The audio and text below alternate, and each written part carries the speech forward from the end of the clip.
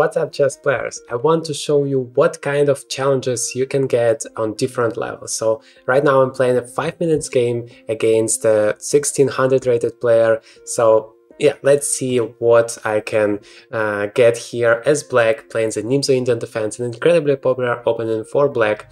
So let's see what kind of challenges we are gonna get here. So my opponent is playing f3, very interesting approach, just try to control the whole center from the very beginning, and I want to really stop that plan.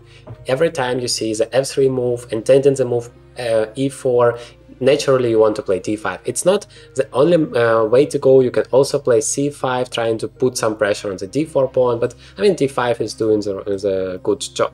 So I'm just castling here. Remember, you always want to make sure that your king is safe before doing something active in the center. That is exactly what I want to do, but before that I just want to make sure that I'm not gonna get into trouble. So let's see what my opponent is gonna do, how he's gonna continue the development. And for me, I have a lot of ways to continue. I have b6, bishop b7, because you can see that this bishop is very passive, so it would be of course great for me to develop it. Or I can just play c5, trying to put some pressure on the d4 pawn immediately, trying to maybe get into the isolated pawn position, when it's gonna be the only pawn and it's gonna be a target. Let's actually try to go for it. So c5, my idea is to exchange the d4 pawn and then to exchange the c4 pawn. And then what is gonna happen that my opponent is gonna have d4 pawn and I'm not gonna have any pawns here. That is my target, because then there is no pawns here to protect, and yes, that would make it much easier for me to attack him. So he's playing knight d2, and I guess that doesn't stop my plan. I can just take here on d4, and let's see whether he takes with a pawn or with a knight. He takes with a pawn, yeah, so now I'm basically achieving my goal here with d takes e. You can see that it's a pure positional idea here to get this target. It's not like I'm winning anything, and it's far away from that, but it's a constant weakness there, hopefully, because you know that isolated pawn can be a weakness and a very strong pawn at the same time, depending on what you do with it. So I really want to develop my bishop here, so maybe I'm gonna start with a6, intending to play b5 and then bishop to b7. Although, of course, this pawn on f3 is kind of stopping my whole activity, making it more difficult, but still, I'm gonna go for it. The most important thing for me is to control the d5 square, not allowing my opponent to play d5, because that would just eliminate the whole problem of the isolated pawn if he manages to exchange it.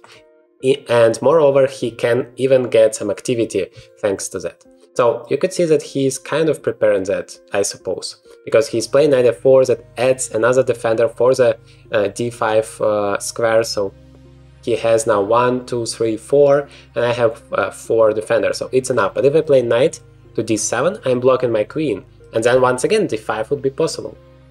So what do I do here? I can play knight c6, but that would block my bishop, making d5 possible once again. I can at some point take on c3, eliminating the defender, and then maybe it's gonna be enough. d5, knight d7, d5, I take here, he takes back. Although he can also take on e6, attacking my pawn, my knight on d7 and the pawn on f7. No, don't like that. So after d5 I should either play e5 or just let it be exchanged, but I don't want that. Although I don't really get any troubles afterwards, but still. I also have queen b6 and rook d8 idea. Bishop e3. Yeah, my queen might be a little bit offside, the feeling not that great there, because constantly d5 would be on the agenda. I'm not actually sure what to do here. Maybe knight d7 is actually the best move, and then after d5 I should play e5, because still the pawn is gonna be isolated. Hopefully it's gonna be a weakness, and sooner or later I'm gonna be able to target it. And also, of course, I'm continuing my development, which is always great. He wants to bring all of the pieces into the game. Incredibly important. Wow, my opponent is sacrificing the bishop here. So he wants to get a rook and 2 pawns for 2 minor pieces. I never understand it. I think that 2 minor pieces in the middle game are still stronger. Let's see if I'm correct with that or not. Because I wasn't even afraid of that. I didn't think it's a threat, bishop takes e6, because, I mean, pieces are, minor pieces in the middle game are so dangerous. Okay, queen b6, Seems like a nice square, but I have to be careful with this bishop on b4.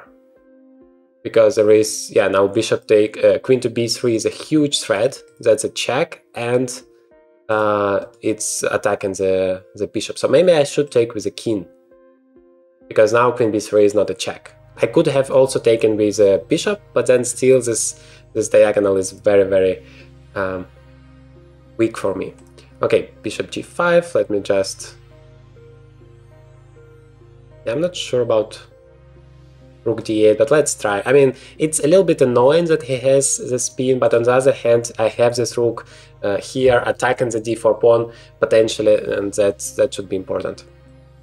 I never want to exchange the bishop. Please, never exchange your bishop for a knight, exactly what my opponent is doing. I believe that's a horrible mistake that he did here, because now I have two bishops here, incredibly powerful pieces for the rook and two pawns, and I guess this position is close to completely winning for black. I'm just taking here the pawn absolutely for free, preparing some discovery attacks, so probably he has to go away. Yeah, but still it's so annoying for him there. I need to remove my bishop somewhere, then maybe rook d1, maybe bishop d6, and maybe even rook h4 is a possibility here, because I really want to create some pressure on his position. I should be a little bit careful with my king though, because once I play rook h4, the rook is a little bit offside in terms of the defense, but hopefully I can handle it.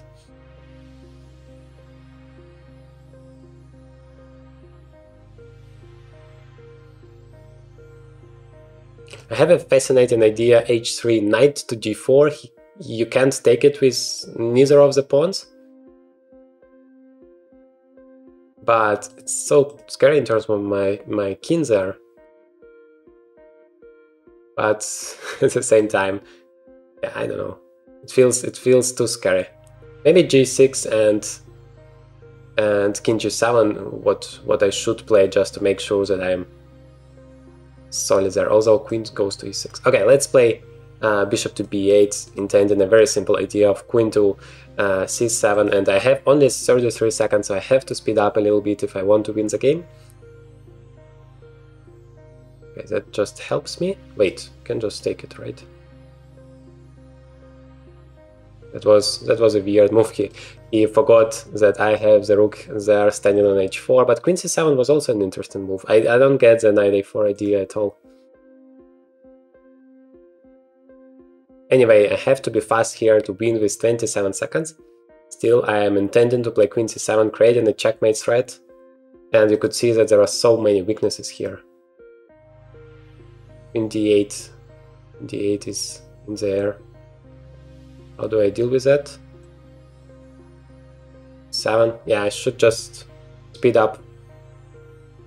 Otherwise, it's not gonna work. c4.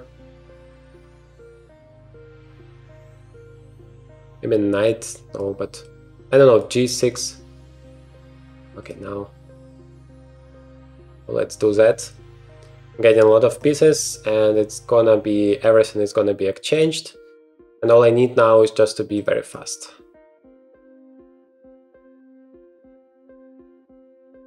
How do I win? I need to create a passer. That is always the right strategy to win the game. You have a lot of extra pieces in the endgame. And very little of time. Okay, the pawn is hanging. Now I can finally take it, and 10 seconds, I hope it's enough. Oh no, I'm blundering the pawn there. I have here bishop e7, bishop c5 check, and then the pawn finally runs. One passer is enough, I just need to eliminate this rook. Wait, there is c2, now b3.